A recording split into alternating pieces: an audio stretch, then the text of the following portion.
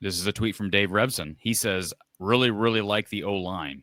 They're back to being outstanding here. Logan Jones, who you see here, is a rock at center. Jennings Dunker is dominant, will be a huge strength. Again, those are big statements. Huge strength. I mean, outstanding.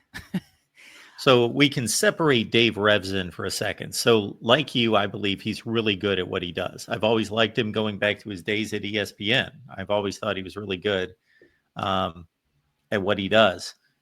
Now, he's not a scout. He's not a player. He's not a coach. That's like you or I showing up and giving an evaluation as somebody who's worked in the field for a long, long time, who knows football well for our industry.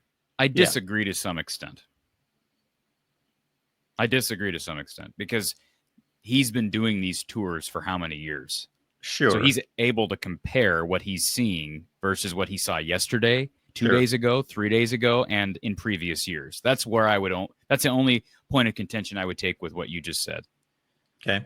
I think he really knows football, but I think more than that, he's able to compare. And maybe this won't play out. I think Jake Butt's a better authority just simply because as a tight end, he worked in tandem with offensive line play. So I don't know. I mean, I just was surprised by the language there because, Mark, I've said, even after the kids' day, I mean, I'm the old line expert, but I just based on what I had heard and the battles that are still going on, the losses they had last season, what we saw last season from the guys who are coming back, I kind of said, hey, I think this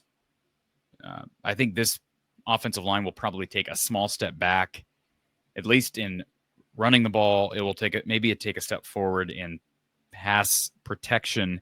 But I even wondered that because left tackle has been maybe the biggest question mark, and that's the most important position on the football field as it relates to protecting the blind side. So I'm just surprised by those comments. And it does, like I would be lying to you, Mark, as I try to be objective with everything I do.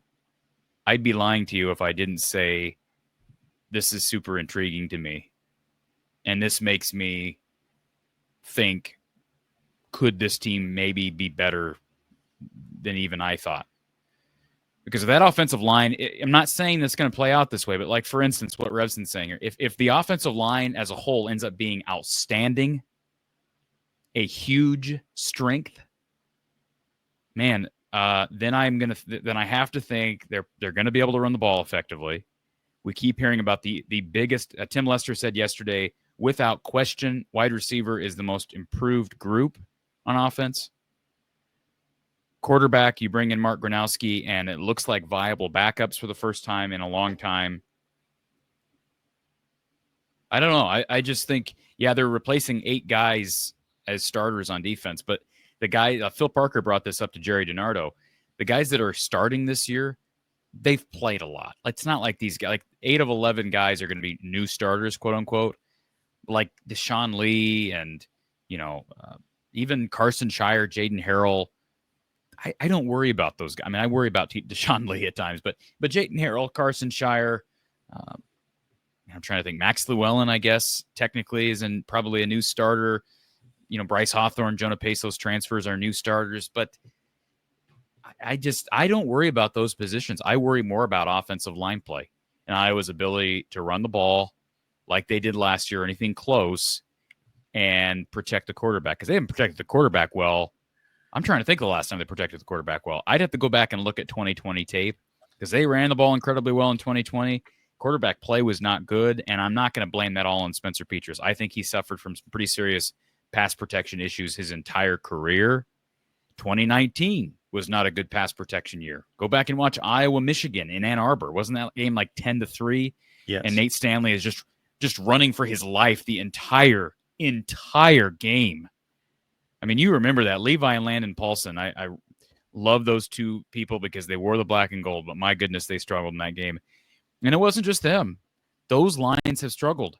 Iowa typically does not have as good of an offensive line as people think they do. They typically don't run the ball as well as the nation thinks they do. So I think it's fair to question whether the offensive line that lost 2 guys to the NFL draft will be able to be not just average, but well above average. And that was the implication from what both Revson and Butt said last night. That would probably be my biggest takeaway. Yeah. And again, if they know what they're doing, they're capable people at their job. So as long as they are, I would just let off the broadcast by stating from the Big Ten Network perspective, and I've not, for a guy that watched every second of all these camp tours for every team for years, I've not watched one this year. I did not watch any last year. I don't remember the year before if I watched any. That's not a knock on their production or their ability. I just chose not to watch them. But you probably would if you covered a specific team, right? Yeah, I guess. I can't answer that because I don't. But I cover the same amount of teams as I did 3 years ago, but I was watching them then, and I just don't now. I just don't find the time. It has nothing to do with them or their ability. But I found, for watching them for years, how long has the Big Ten Network been around? I think it started with the App State win over Michigan. That was the first game they ever broadcast. So was it really? Was it it was the first game they ever broadcast? I believe so. Wow, that's crazy. So 2007. So they've been around for, going on 20 years, 18 years. So for 15 of those years, I was watching a lot of the Big Ten Network.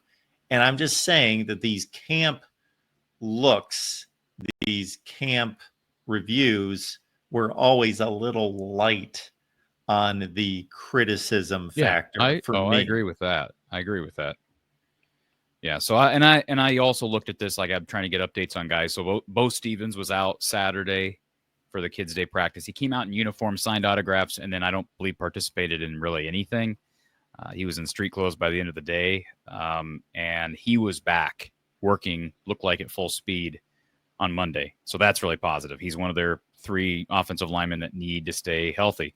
Max Llewellyn ran into Rashad Godfrey on a nice Nate McNeil play where he literally caused the 2 guys to collide, and Llewellyn got up a little ginger. Looked fine, but he kind of was shaking off that leg the rest of the day. He looked fine in the footage from the Big Ten Network yesterday. Kamari Moulton, Tim Lester said yesterday that Moulton is dealing with a hamstring. We knew it was soft tissue. I didn't ask anybody, Tim, or I didn't even get a chance to talk to Omar, the new running backs coach.